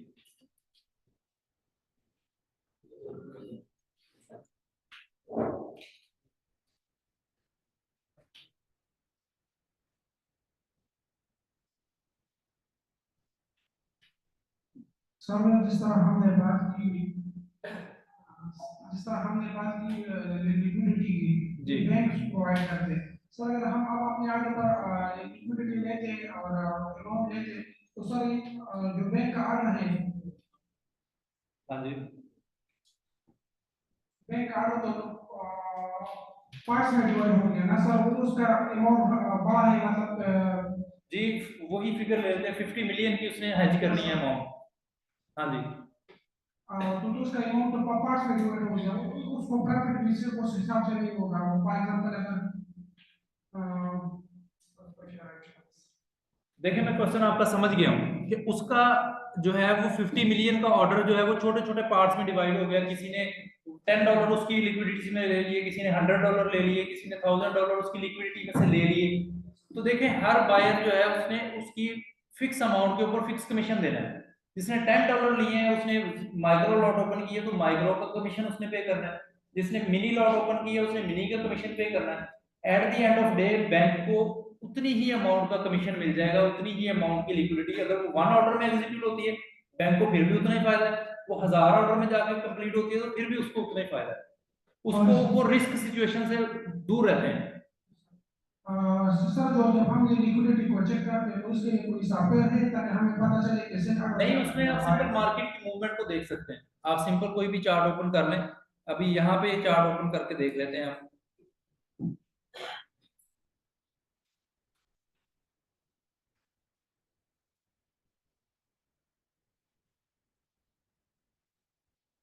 चले, ये एथीरियम का हम चार्ट ओपन कर लेते हैं just for the sake of understanding. ये 1 आवर का चार्ट है। इसमें यहाँ पे इस वक्त मार्केट है, यहाँ पे हम ट्यूसडे में खड़े हैं। ये सारा दिन था मंडे का, ये सारा दिन संडे का था, और ये सारा दिन सैटरडे का था। अब आप कंपेयर करें कि इन 2 दिनों में कैंडल्स कितनी बड़ी बड़ी बनी है, ये कितनी छोटी छोटी बनी है। और मंडे जब स्टार्ट हुआ है उस वक्त कैंडल का साइज क्या है, जब फ्राइडे था, जब थर्सडे था, तो उस वक्त मार्केट की मूवमेंट और कैंडल का साइज ये आपको क्या बता रहा है। देखें, यहाँ पे एवरेज कैंडल जो है वो बिल्कुल छोटी छोटी बन रही है, कोई एक आध दरम्यान में बड़ी बन गई तो बन गई, जबकि थर्सडे को हर कैंडल ही उस एवरेज कैंडल से बड़ी बन रही थी। ये थर्सडे को हर कैंडल जो है वो ऑलमोस्ट वीकेंड वाली हर कैंडल से बड़ी थी। मंडे की सबसे छोटी कैंडल भी जो है वो मंडे की सबसे छोटी कैंडल भी संडे वाली एवरेज कैंडल से बड़ी है।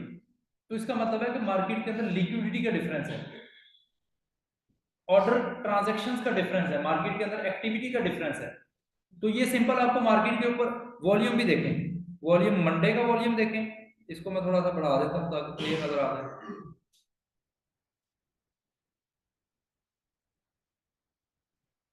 मंडे का वॉल्यूम देखें, ये मंडे है, ठीक है। मंडे का वॉल्यूम देखें कितना आ रहा है, संडे को कितना वॉल्यूम आया, सैटरडे को कितना आया, उसके बाद पीछे फ्राइडे को कितना वॉल्यूम। वॉल्यूम का मतलब है कि नंबर ऑफ ट्रांजैक्शंस। तो यहां से आपको पता चल जाएगा कि मार्केट की इस वक्त बैक एंड पे माइक्रो लेवल पे सिचुएशन क्या है। तो जब ये सिचुएशन हो तो हमें काम नहीं करना मार्केट, उस वक्त हमने कोई और काम कर लेना है। उस वक्त हमने अपना टाइम जो है वो लर्निंग पे इन्वेस्ट कर लेना है। सर इसके अलावा लोग कोई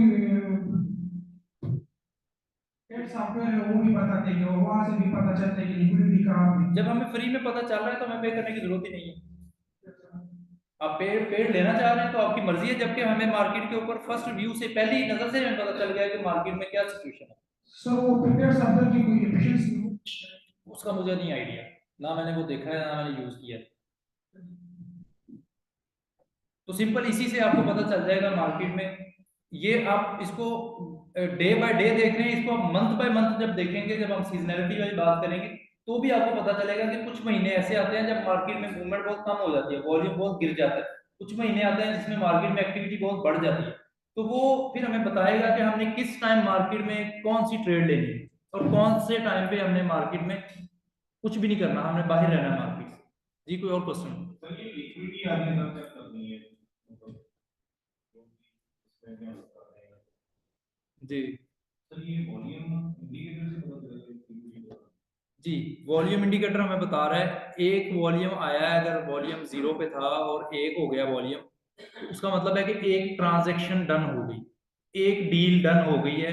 वो बाय की भी हो सकती है, लेकिन डील हमेशा एक बाय और एक सेल को मिला के एक बनेगी, ठीक है। लेकिन उस ट्रांजैक्शन के अंदर कॉन्ट्रैक्ट्स की तादाद डिफरेंस हो सकती है। अब एक बंदा एक कार का ऑर्डर प्लेस करेगा तो एक ट्रांजैक्शन होगी, एक कार बाय और एक सेल हुई तो एक ट्रांजैक्शन आई। एक बंदा 50 कारों का एक ऑर्डर प्लेस करेगा, एक ही ऑर्डर में 50 कारें खरीदेगा, तो भी एक ही ट्रांजैक्शन हुई। वॉल्यूम में 2 शो होगा, वॉल्यूम में 50 नहीं शो होगा। जितनी ट्रांजैक्शन होंगी उतना वॉल्यूम शो होगा। टिक वॉल्यूम इसे बोलते हैं, टिक वॉल्यूम। कि जितनी टिक्स लगी, टिक लगने का मतलब है कि एक ट्रांजैक्शन हो गई, एक ट्रांजैक्शन हो गई। उस ट्रांजैक्शन के अंदर हजारों कॉन्ट्रैक्ट्स भी हो सकते हैं, उस ट्रांजैक्शन के अंदर हाफ कॉन्ट्रैक्ट भी हो सकता है, एक कॉन्ट्रैक्ट भी हो सकता है, फिर भी एक ही टिक लगेगी। तो क्रिप्टो में भी ऐसे वॉल्यूम चेक करना है? हाँ जी, वॉल्यूम से पता चल जाएगा आपको। वॉल्यूम एक वाहिद लीडिंग इंडिकेटर है। हम वॉल्यूम को बहुत डीपली स्टडी करेंगे। वॉल्यूम हमें पहले से बता देता है कि मार्केट में क्या होने लगा। सर ये जैसे अभी सामने चार्ट खुला हुआ है, हाँ जी, अब ये नहीं इस चार्ट में से क्वेश्चन नहीं आपने करना, आपने जो टॉपिक हमने पढ़ा है उसमें से क्वेश्चन करें। चार्ट वाले क्वेश्चन शुरू करेंगे तो वो बहुत लंबे निकल जाएंगे। तो मैं वॉल्यूम में पूछने वाला था। मैंने कहा वॉल्यूम अभी हमने बहुत डिटेल में पढ़ना है, इसके ऊपर दिन नहीं हफ्ते लगाने हैं हमने, वॉल्यूम के ऊपर हफ्ते लगाने हैं, क्योंकि वॉल्यूम वहां एक लीडिंग इंडिकेटर है जिसके ऊपर हमने काम करना है।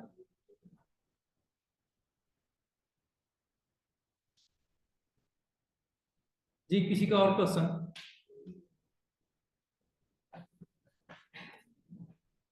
सर ये जैसे आपने बताया कि एप्लीकेशन बैंक प्रोवाइड करता है, जो लिक्विडिटी है बैंक प्रोवाइड करता जी है, तो इस तरह प्रॉफिट भी होता है, लॉस भी होता है। तो क्या जो हमें लॉस होगा सपोज, तो वो उसका जो है वो ब्रोकर की कमीशन काट रहा है, उसको हमें बैंक को भी लॉस हो रहा है, या वो जो हमारी जितनी लेवरेज ज्यादा लेते हैं तो उतना ही हमारा लॉस बढ़ जाता है या प्रॉफिट उस हिसाब से बढ़ता है?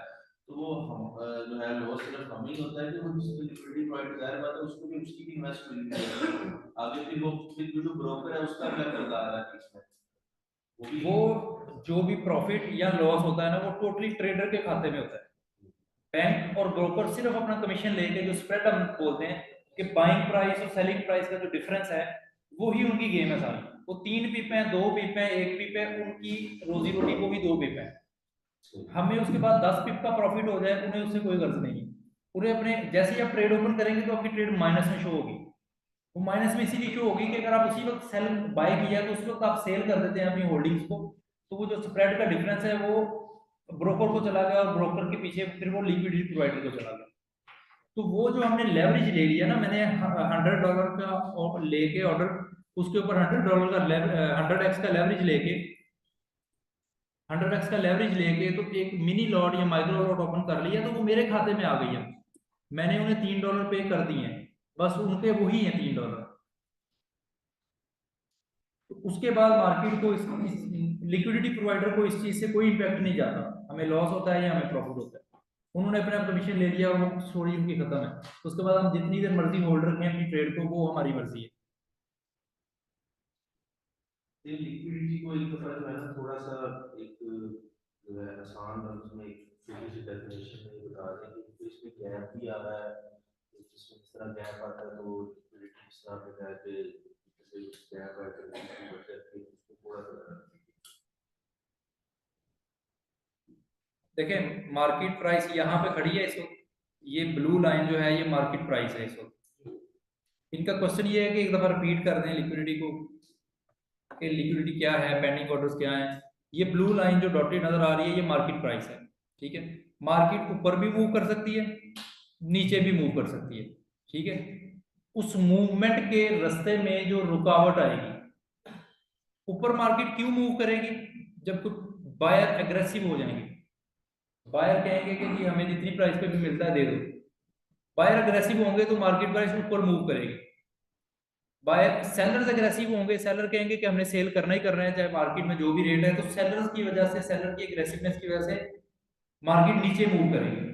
अब कोई भी ऐसी चीज, कोई भी ऐसी रुकावट जो मार्केट के फ्लो को रोकने की कोशिश करे, ठीक है, वो लिक्विडिटी होगी। अब मार्केट अगर ऊपर फ्लो करने जाती है तो यहाँ पे एक पेंडिंग ऑर्डर जो पड़ा हुआ है जो कि मार्केट को यहाँ पे लिक्विडिटी प्रोवाइड करेगा, यहाँ पे ट्रांजैक्शन प्रोवाइड करेगा ताकि मार्केट और ऊपर जाने से रुक जाए। अगर तो मार्केट का ऑर्डर यहाँ पे जितने कॉन्ट्रैक्ट्स का आपने ऑर्डर लगाया वो फुलफिल हो गया तो मार्केट भी वापस आ जाएगी, अगर नहीं हुआ तो फिर मार्केट फर्दर ऊपर चली जाएगी। तो ये जो पेंडिंग ऑर्डर्स हैं जो कि मार्केट के रास्ते में रुकावट बन सकते हैं, वो आपकी लिक्विडिटी है। नीचे जाते हुए पेंडिंग बाय ऑर्डर रुकावट बनेंगे क्योंकि वो बाय होगा तो मार्केट ऊपर जा सकती है। ऊपर जाते हुए पेंडिंग सेल ऑर्डर जो है वो आपकी लिक्विडिटी है। मार्केट प्राइस से ऊपर pending sell order, market price से नीचे पेंडिंग बाय ऑर्डर, तो ये लिक्विडिटी है। सादा लफ्जों में यही समझ लें कि मार्केट जिधर भी मूव कर रही है उसके रास्ते में जो रुकावट आ रही है वो लिक्विडिटी है। एक और मजे की बात समझे जरा, जिस चीज को, जिस पॉइंट को हम सपोर्ट एंड रेजिस्टेंस लेवल कहते हैं, अगर यहाँ पे कोई मार्क है, मार्क कर लेते हैं यहाँ पे, फर्ज करें यहाँ पे मैं इसको एक रेजिस्टेंस लेवल मार्क कर लेता हूँ। ये मैंने मार्क कर लिया कि यहाँ पे एक रेजिस्टेंस मौजूद है, ठीक है। तो अब क्या होगा कि मार्केट प्राइस जब ऊपर जा रही है तो इधर से इससे रिजेक्ट होकर नीचे क्यों गई, ये क्योंकि मार्केट की ऊपर जाती हुई प्राइस में रुकावट बना यहाँ पे पॉइंट। रुकावट बनने का मतलब क्या है कि यहाँ पे बहुत ज्यादा तादाद में पेंडिंग सेल ऑर्डर मौजूद थे। मार्केट प्राइस से ऊपर पेंडिंग सेल ऑर्डर लिक्विडिटी बनते हैं। मार्केट जब यहाँ से ऊपर जा रही थी तो ऊपर जाते हुए उसके रास्ते में यहाँ पे जो पेंडिंग सेल ऑर्डर थे वो रुकावट बने, जिसको हम सादा लफ्जों में रेजिस्टेंस का नाम दे देते हैं। वो एक्चुअली बैकएंड पे माइक्रो स्ट्रक्चर लेवल पे वो पेंडिंग सेल ऑर्डर होते हैं, उसे क्लस्टर भी बोलते हैं कि पूरा एक झुरमट लगा हुआ है ऑर्डर्स का, पेंडिंग ऑर्डर्स का। तो उसकी बुनियाद पे फिर मार्केट की डायरेक्शन जो है वो चेंज भी हो सकती है कि यहाँ पे मार्केट को बहुत ज्यादा सेल ऑर्डर मिले हैं यहाँ पे, और उसके बाद फिर देखा है कि मार्केट रिवर्स हो रही है तो हर बंदा फिर सेल करने लग गया, तो एग्रेसिव सेलर हो गए। सेलर एग्रेसिव होने की वजह से मार्केट नीचे आ गई। तो ये चीजें सिंपल आप सपोर्ट एंड रेजिस्टेंस को देखेंगे तो वो एक्चुअली क्लस्टर ऑफ लिक्विडिटी होता है, वहां पे बहुत थिक अमाउंट में लिक्विडिटी मौजूद होती है।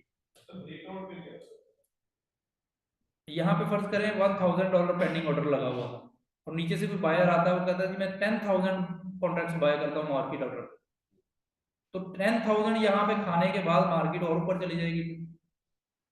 1000 का ऑर्डर पेंडिंग लगा हुआ है और किसी ने बाय ऑर्डर प्लेस किया जी 10,000 कॉन्ट्रैक्ट्स का, ठीक है, तो मार्केट यहाँ से ऊपर आएगी।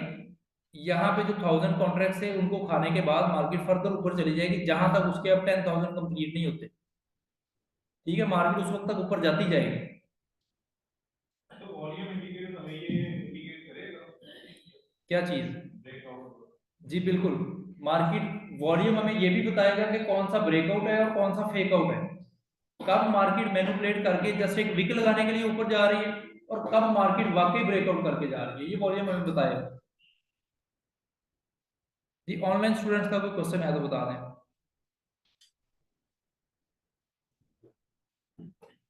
हमें पता करने की जरूरत भी नहीं है कि मार्केट में कितने पेंडिंग ऑर्डर है शेरोज, हमें पता भी नहीं चलता और पता चलने की जरूरत भी नहीं होती। हमें सिर्फ ये देखना है कि मार्केट ने कंसिस्टेंट मूव आ रही है या कि जो है वो बहुत एब्रप्ट मूव्स है, उसका हमें पता चल जाएगा कि मार्केट में लिक्विडिटी गैप है। तो उस गैप में हम जो है वो अ, अपना स्टॉप लॉस ना हिट करवा लें, इसलिए फिर हम उस टाइम में ट्रेड नहीं करेंगे। हमें कतन जानने की जरूरत नहीं है कि मार्केट में कितने ऑर्डर लगे कितने नहीं लगे। सर क्रिप्टो में तो पता चल जाता है ऑर्डर बुक में ऑर्डर। हाँ जी, क्रिप्टो में पता चल जाता है, लेकिन उसका हमें जानने की जरूरत नहीं है। अगर आपको यूज करना आता है, उसका कोई फायदा उठा सकते हैं, तो वो आपकी अपनी विल है। उसका सपोर्ट एंड रेजिस्टेंस के पता चलता है, वो आप सिंपल चार्ट पैटर्न से भी देख सकते हैं। आपको चार्ट भी बता देगा कि कौन से लेवल्स जो हैं वो सपोर्ट है, कौन से रेजिस्टेंस लेवल है। वो चीजें टेक्निकली भी आपको पता चल जाएंगी। टेक्निकली विजुअल फॉर्म में देखना और समझना आसान होता है, नंबर्स की शक्ल में उनको माइंड में कैलकुलेट करके कोई रिजल्ट निकालना वो थोड़ा सा टाइम टेकिंग होता है, उसमें गलती के चांस भी ज्यादा होते हैं। जी ये हमें पता चल सकता है कि लिक्विडिटी सेल साइड ज्यादा है, बाय साइड ज्यादा है? नहीं नहीं, ये हमें पता नहीं चलता और ना ही हमें इसकी जरूरत पड़ती है। एज अ ट्रेडर हमने देखना है कि मार्केट ऊपर जा रही है तो हमने ऊपर जाना शुरू कर देना है, मार्केट नीचे जा रही है तो हमने सेल करना शुरू कर देना। हमें कोई जरूरत नहीं है कि मार्केट में कितने ऑर्डर लगे हैं, कितने बाय के हैं, कितने सेल के हैं। हमने सिर्फ ये देखना है कि मार्केट की जो मूव है वो रियल मूव है या कि वो ट्रैप मूव है, वो मैनिपुलेशन वाली मूव है या कि वो एक्चुअल मूव है, उसका हमें पता चल जाएगा वॉल्यूम से। जी तनवीर इकबाल, आपने हैंड रेज किया हुआ है, अनम्यूट करें।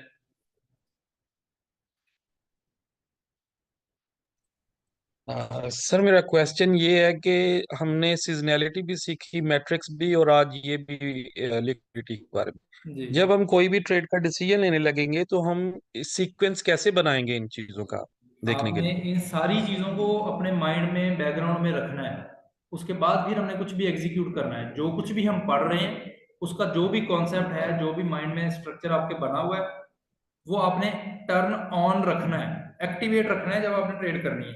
ये सारा नॉलेज आपको उस वक्त हेल्प आउट करेगा जब हम सारे डॉट्स को कनेक्ट करके एक पिक्चर बनाएंगे, तो फिर हमें मार्केट की शक्ल नजर आएगी कि अब मार्केट किधर जाने वाली है। अभी हमारा टेक्निकल फेज शुरू नहीं हुआ, उसमें आपकी क्लैरिटी मजीद बढ़ जाएगी। अभी हमारी चीजें जो हैं वो थ्योरेटिकल लेवल पे ऑलमोस्ट चल रही हैं। कल से हम प्राइस एक्शन स्टार्ट करेंगे, उसमें आपको और चीजें क्लियर होना शुरू हो जाएंगी। लेकिन एज सच ऐसी कोई चीज नहीं है कि हम पहले ये चीज देखेंगे सीजनैलिटी, फिर बाद जी में बिल्कुल है, मैट्रिक्स देखेंगे, फिर बिल्कुल बाद में है ये वो स्प्रिंग कोई नहीं है। जी बिल्कुल है। उसको हम चेकलिस्ट बोलेंगे कि हमने बाय करना है तो हमारी एक चेकलिस्ट है, उसमें जितने पॉइंट्स हैं क्या वो टिक हो रहे हैं, वो 8-10 जितने भी पॉइंट्स हैं उनको वन बाय वन हम चेक करेंगे। जब वो सारे टिक होंगे तो हम बाय करेंगे। ठीक है, वो हम बनाएंगे ठीक, चेकलिस्ट। चलें, thank you sir, thank you. जी हसीब अनम्यूट करें। अस्सलाम वालेकुम सर। वालेकुम सलाम। सर आपने जैसे बताया था कि मार्केट में थोड़ा सा अगर लाउड बोलें जरा। अच्छा सर, आपने बताया था अगर हमने मार्केट प्राइस पे ट्रेड एग्जीक्यूट करते हैं, और उसमें आपने कहा था कि हमारा ऑर्डर होगा 12 का, तो जब तक वो 12 नहीं होगा तो मार्केट ऊपर जाती जाएगी जब तक उसकी वो वैल्यू पूरी नहीं होती। तो जी उसके बाद उसका एवरेज निकलेगा। तो अगर हम पेंडिंग ऑर्डर लगाएंगे तो उस लेवल पे अगर पेंडिंग ऑर्डर की वैल्यू पूरी नहीं होगी तो फिर वो अगर मतलब ऐसे ही ऊपर जाता जाएगा, उस पेंडिंग की भी फिर एवरेज निकलेगी या क्या सीन होगा उसका? हाँ जी, ये बड़ा अच्छा क्वेश्चन है, बड़ा टेक्निकल क्वेश्चन है हसीब का। आप लोग भी सुन रहे, शायद आवाज नहीं आ रही होगी। इनका क्वेश्चन है कि हमने अगर मार्केट ऑर्डर प्लेस किया था 12 कार्स बाय करने का, तो मार्केट हमारा ऑर्डर एग्जीक्यूट करने के लिए जितना भी मैक्सिमम उसको ऊपर जाना पड़ेगा वो जाएगी। उसने 12 कार हमें ला के देनी है सॉफ्टवेयर ने, उसे ये परवाह नहीं है कि प्राइस कितनी है, उसने बाद में हमें बता देना कि एवरेज प्राइस कितनी है। तो वो कह रहे हैं कि अगर हम पेंडिंग ऑर्डर लगाते हैं तो मार्केट कैसे बिहेव करेगी। तो अगर पेंडिंग ऑर्डर लगाने के बाद भी उसको 12 कारें नहीं मिलती एक प्राइस पे, तो फिर क्या करेगी मार्केट। तो देखें, हमने प्रायोरिटी डिफाइन कर दी है, हमने मार्केट को ये बता दिया कि हमारी प्रायोरिटी 12 कारें नहीं है, हमारी प्रायोरिटी है कि इस प्राइस के ऊपर 12 कारें हैं। पहली प्रायोरिटी प्राइस है, तो उस प्राइस के ऊपर अगर उसको 6 ऑर्डर्स मिलते हैं ना, 6 कारें मिलती हैं, तो आपका ऑर्डर आपके प्लेटफॉर्म पे अनसक्सेसफुल शो होगा। आपका ऑर्डर फिल नहीं शो होगा, बैकएंड पे वो हाफ फिल हो चुका होगा। प्राइस मूव होने के बाद जब दोबारा उस लेवल पे आएगी, तो फर्ज करें 2 कारें उसको और मिल गई, किसी और बंदे ने अपना पेंडिंग ऑर्डर लगा दिया था, तो पहले 6 मिल गई थी, फिर 2 मिल गई। आपके टर्मिनल पे आपके पास वो ऑर्डर अभी तक unfulfil successful sorry unsuccessful show होगा, अनफुलफिल शो होगा। ठीक है, वो मार्केट फिर मूव होती होती, जब उस पॉइंट पे लिक्विडिटी जनरेट होगी, कोई दूसरा बंदा उसी प्राइस के ऊपर सेल करने के लिए कार अपनी लगाएगा, तो फिर मार्केट आपको एक कार और बढ़ा देगी। जब तक 12 कारें पूरी नहीं हो जाएंगी, आपको आपका ऑर्डर जो है वो पेंडिंग ही शो होगा, एक्टिवेट शो नहीं होगा, वो बैकएंड पे यही चल रहा होगा, क्योंकि वहां पे हमारी प्रायोरिटी प्राइस है कि इसी प्राइस पे हमने लेनी है 12 कारें, तो जब तक मिलेंगी नहीं तब तक आपका ऑर्डर पेंडिंग शो होता रहेगा। तो सर इसमें एवरेज शो होगी कि नहीं होगी नहीं, ओवरऑल इसमें पे? एवरेज नहीं, इसमें तो एग्जैक्ट वो प्राइस होगी जिस प्राइस पे हमने लिमिट लगाई थी, एग्जैक्ट उसी प्राइस पे 12 कारें हमारी होंगी, लेकिन वो कितनी देर में होंगी वो फिर अनडिफाइंड है, वो एक दिन में भी हो सकती है, वो हो सकता है हफ्ता लग जाए। लेकिन क्योंकि फॉरेक्स की मार्केट बहुत बड़ी है, इसमें लिक्विडिटी बहुत रिच होती है, तो आपने देखा था, हमने स्टार्ट में डिस्कस किया था कि 6.6 ट्रिलियन डॉलर्स पर डे इसका टर्नओवर है। तो इतनी बड़ी मार्केट में हमारे लेवल के ट्रेडर्स के ऑर्डर जो है वो ज्यादा देर पेंडिंग रहते नहीं, वो फौरन फौरन एग्जीक्यूट ऑलमोस्ट हो जाते हैं। लेकिन फिर भी हमने पेंडिंग ऑर्डर के साथ जाना है, हमने कभी भी मार्केट ऑर्डर के साथ नहीं जाना। इस चीज को आप नोट कर लें, लिख लें, याद रख लें। जी, कोई और क्वेश्चन किसी का? सर ये पेंडिंग ऑर्डर वाला सिर्फ ये फॉरेक्स पे अप्लाई हो रहा है? क्रिप्टो पे भी आपने कहीं भी ट्रेड करनी है, स्टॉक्स में करनी है, क्रिप्टो में करनी है, फॉरेक्स में करनी है, कमोडिटीज में करनी है, आपने हमेशा पेंडिंग ऑर्डर ही लगाना है। पेंडिंग ऑर्डर के साथ ही आपने सेल करना है, पेंडिंग ऑर्डर के साथ ही बाय करना है। वो कहाँ लगाना है, कब लगाना है, एसएल कहाँ रखना है, टीपी कहाँ रखना है, वो सारी चीजें हम टेक्निकल फेज में डिस्कस करेंगे, उसमें समझेंगे सारा कुछ, जो कि कल से स्टार्ट होगा, प्राइस एक्शन से स्टार्ट लेंगे। ट्रेडिंग व्यू को पूरा घूम करके देखना चाहिए, घूम के जाकर नहीं, आपका क्वेश्चन इररेलेवेंट टॉपिक है, अभी बाद में भी पूछ सकते हैं, वो हम टेक्निकल फेज में देखेंगे कि क्या क्या देखना है। जूम इन करेंगे तो क्या देखना है, जूम आउट करेंगे तो क्या देखना है, मार्केट में क्या पिक्चर बन के हमारे माइंड में आ रही है, वो अभी हम टेक्निकल फेज में देखेंगे। अभी जो अब तक हमने पढ़ा है, जो आज का टॉपिक है, उसमें से क्वेश्चन है, कल वाले में से है, तो वो बताएं। जीडीपी की भी न्यूज़ आती है। हाँ जी, बिल्कुल आती है, ग्रोथ के नाम से, डिफरेंट कंट्रीज की डिफरेंट नाम से आती है, लेकिन आती है, बिल्कुल न्यूज आती है इसकी। सॉरी, हाँ जी, मंथली भी है उसकी, क्वार्टर टू क्वार्टर भी है, ईयरली भी है। क्वार्टर मतलब एक साल के 4 हिस्से, 12 महीने हैं तो उनको 4 पे डिवाइड कर दे, 3-3 महीनों का क्वार्टर बन जाता है। जी मलिक नुमान, आपका क्या क्वेश्चन है? खामोशी रखे भाई, यहाँ पे खामोशी रखे। मलिक नुमान। अस्सलाम वालेकुम सर। वालेकुम सलाम। सर मैंने पूछना था कि अगर प्राइस ड्रॉप करती है, जिस तरह यहाँ से ये स्क्रीन पे एक बड़ी रेड कैंडल बनी हुई है, तो हमें कैसा पता चलेगा कि ये लिक्विडिटी की वजह से डिफरेंस आ गई है, डाउन गई है प्राइस, या ये मार्केट की वजह से, या किसी और देखिए, फैक्टर अभी ने हम इसको अफेक्ट कैंडल्स किया? की डिस्कशन पे आए ही नहीं है। ये आप अगर रेड कैंडल्स की, ग्रीन कैंडल्स की बात कर रहे हैं, तो हमने कैंडल्स को भी पढ़ना शुरू ही नहीं किया। वो टेक्निकल चैप्टर जो है हमारा कल स्टार्ट हो रहा है, उसमें आपके सारे क्वेश्चन क्लियर होंगे, और हम उस वक्त तक आगे जाएंगे नहीं जब तक आपके क्लियर ना हो। देखिए, अगले टॉपिक्स में का मैं कुछ आपको बता दूं, कल से हम स्टार्ट करेंगे प्राइस एक्शन, जिसमें हम candlestick pattern, chart pattern, candle की मूवमेंट, उनके बैकएंड पे माइक्रो लेवल पे माइक्रो स्ट्रक्चर जो हमने पढ़ा है उस पर क्या हो रहा है। उसके बाद फिर हम चले जाएंगे लीडिंग इंडिकेटर्स पे, हम वॉल्यूम पे चले जाएंगे। वॉल्यूम के ऊपर हम अच्छा खासा टाइम स्पेंड करेंगे कि वॉल्यूम हमें कैसे बताएगा कि मार्केट में क्या मूव आने वाली है। वो सबसे इंपॉर्टेंट, सबसे मेजर टॉपिक होगा जिसको हम डिस्कस करेंगे। उसके बाद छोटी छोटी चीजें और डिस्कस करेंगे फिर हम। जी, क्रिप्टो फंडामेंटल्स का भी टॉपिक अभी हम डिस्कस करेंगे। आपका क्वेश्चन है कि जो हमें डिफरेंट एक्सचेंजेस में बायर एंड सेलर्स की लिस्टिंग शो होती है फ्यूचर ट्रेड में, वो सब नहीं। निसार अहमद, फ्यूचर की मार्केट अलग है, फ्यूचर की मार्केट ही अलग है, उसमें बायर सेलर अलग है, उसमें कॉन्ट्रैक्ट का तरीकेकार अलग है, स्पॉट मार्केट बिल्कुल अलग है, इनका आपस में कोई लिंक नहीं है। इतना लिंक है कि ये मूव पैरेलल करती हैं, एक मार्केट 5 पिप मूव करती है तो दूसरी भी 5 पिप ही मूव करती है, लेकिन उनके आपस में इससे ज्यादा कोई कोरिलेशन नहीं है, वो बिल्कुल सेपरेट मार्केट्स हैं।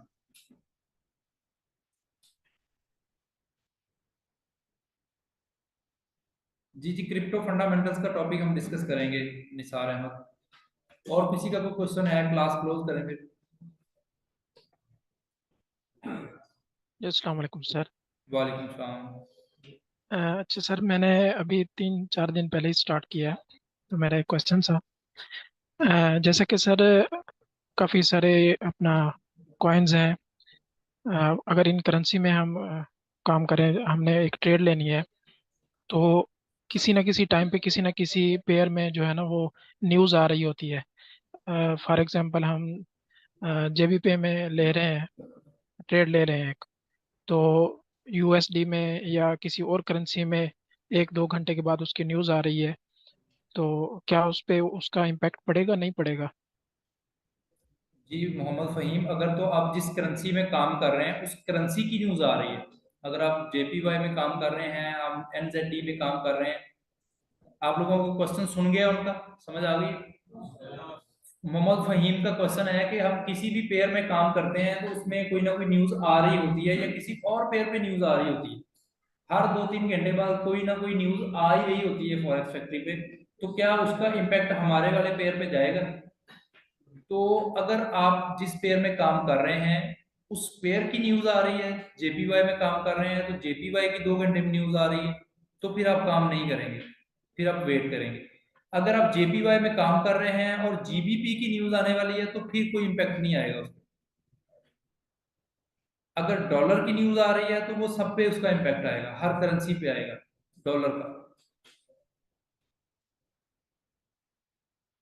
अगर न्यूज़ आई हो जेटीबी पर ब्रिटिश पाउंड पर जी और उसका सेशन क्लोज हो गया हो, तो फिर क्या असर पड़ेगा उसकी मार्केट पर? नॉर्मली ऐसा होता नहीं है। सेशन क्लोज होने का मतलब है कि उस कंट्री के वर्किंग आवर खत्म हो गए हैं, उस कंट्री के बैंक का, पार्लियामेंट का, गवर्नमेंट का वर्किंग टाइम जो है वो क्लोज हो चुका है, ऑफिस क्लोज हो चुके हैं। नॉर्मली मोस्टली ऐसा होगा नहीं कि ऑफिस क्लोज होने के बाद कोई न्यूज रिलीज हो, ठीक है? जो न्यूज भी आएगी उसके बैंक आवर्स के अंदर अंदर आएगी, लेकिन अगर ऐसा होता भी है तो उस पेयर के ऊपर फिर कोई इम्पैक्ट ज्यादा नहीं आएगा, माइनर इम्पैक्ट आएगा, कोई बड़ी मूवमेंट नहीं आएगी। सर हमें पता चल जाता है, मतलब अब न्यूज़ आई है मार्केट मूव करेगी जी और मुझे ये नहीं पता कि अप साइड मूव करेगी या डाउन साइड मूव जी, ये आपको पता चल भी नहीं सकता, आपको पता चलेगा टेक्निकल एनालिसिस के साथ, और जब आपके माइंड में फंडामेंटल एक बिगर पिक्चर होगी कि मार्केट में इस बैंक की जो पॉलिसी है वो क्या चल रही है, वो इंटरेस्ट रेट कम करने की तरफ तवज्जो दे रहे हैं, बढ़ाने की तरफ तवज्जो दे रहे हैं, उस सारी चीज को माइंड में रख के आप टेक्निकल सेटअप्स को देखेंगे, फिर आपको वॉल्यूम एंड पे बताएगा, कंफर्मेशन देगा कि मैंने बाय करना है या सेल करना है। अभी हमें सिर्फ देखना है कि फॉरेक्स फैक्ट्री में न्यूज़ आई है, उसका इम्पैक्ट न्यूज़ किस तरह से है या हाँ जी जी, उस न्यूज का फिगर रिलीज पे क्या मार्केट ने रिएक्शन दिया है, जो एक्सपेक्टेड था नंबर उतना ही नंबर आया तो मार्केट में क्या मूवमेंट आई, एक्सपेक्टेड से ज्यादा आ गया तो क्या हुआ, एक्सपेक्टेड से कम आ गया। अभी जस्ट ये हमें ऑब्जर्वेशन कलेक्ट करनी है। यानी अभी हमने गैस नहीं लगाना कि मार्केट ऊपर जानी है। हाँ, आपने गैस नहीं लगाना, आपने बिल्कुल सिर्फ देखना है कि हो गया है, आपने कुछ भी माइंड में लेके नहीं बैठना कि यार मैं इसको सेटअप बनाऊं, ऐसा नहीं देखना आपने।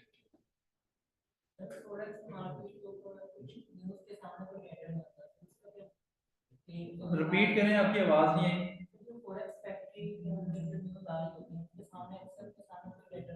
हाँ, वो स्पीच होती है, उनमें कुछ स्पीच होती है, वो फिगर रिलीज वाली न्यूज नहीं होती, उनमें किसी ना किसी पार्लियामेंट के बंदे ने, किसी ना किसी गवर्नमेंट बॉडी ने कोई ना कोई अनाउंसमेंट करनी होती है, उसका भी इम्पैक्ट होता है, उसका भी इम्पैक्ट होता है, बिल्कुल होता है। आज अगर एफएमसी है, इन्होंने बताया मुझे, यहाँ पे एक स्टूडेंट कह रहे थे एफएमसी का है आज टाइम, तो उसको देख लेते हैं, अगर वाकई है तो वो एक बहुत अच्छी अपॉर्चुनिटी होगी आपको लर्न करने के लिए।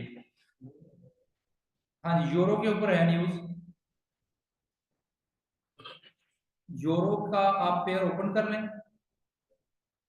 और 8 बजे 9 बजे सॉरी 9 बजे का टाइम है, तो ये प्रेसिडेंट लेजर स्पीक्स, तो ये जो प्रेसिडेंट है लेजर का, ये कोई अनाउंसमेंट करेगा, वो स्पीच देगा, वो स्पीच में जिस तरह की बातें करेगा उसके अगेंस्ट मार्केट में उस तरह की मूवमेंट आएगी। अगर ये यूरो के ऊपर बताएगा हमारी करेंसी बहुत अच्छी जा रही है, हमारा कंट्री में ग्रोथ आ रही है, एम्प्लॉयमेंट बढ़ रही है, तो आप देखेंगे कि यूरो ऊपर जाना शुरू कर देगा।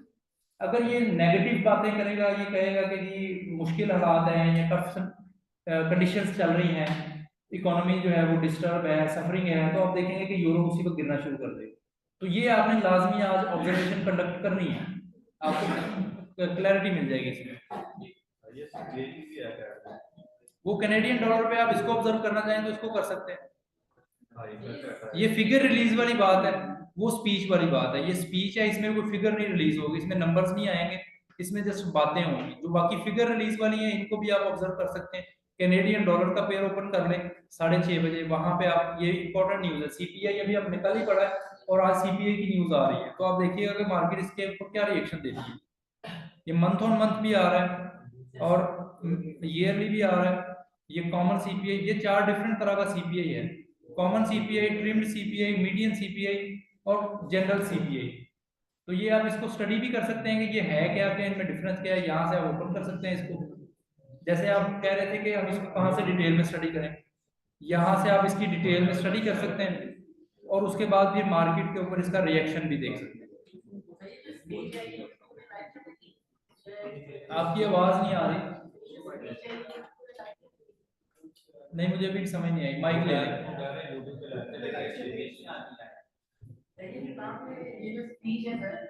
हाँ जी जी, ये स्पीच आप गूगल पे सर्च करेंगे ना, यही नाम लिख के, ये इतना लिख के सर्च करेंगे तो वो लाइव मिल जाएगी आपको, यूट्यूब पे भी आ रही होगी और वो डिफरेंट उनके गवर्नमेंट के प्लेटफॉर्म्स पे भी आ रही होगी।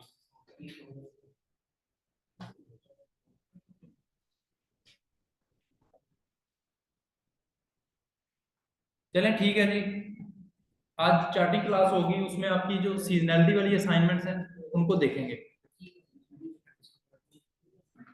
और अभी कोई बंदा जाए नहीं, अटेंडेंस मार्क होगी, सभी लोग अभी बैठे रहें। ऑनलाइन वाले स्टूडेंट्स भी अभी होल्ड करें, अभी जाना नहीं है आप लोगों ने।